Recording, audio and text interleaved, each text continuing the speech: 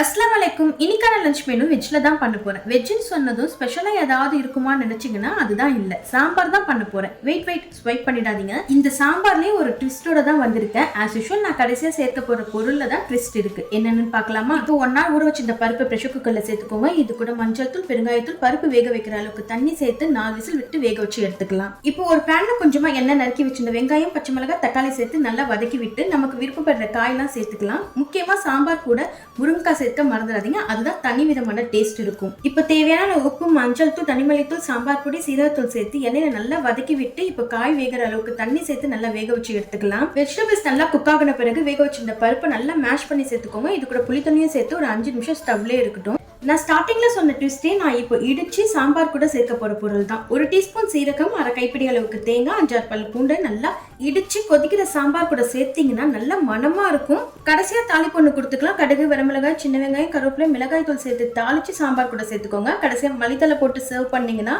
என்னுடைய style sambar ready. இப்படி ஒரு தடவை சாம்பார் பண்ணீங்க, ஒரு சொடக்கு போற நேரத்திலேயே ஒரு பவுல் சாம்பார் காலியாயிடும். கண்டிப்பா ட்ரை பண்ணி பாருங்க.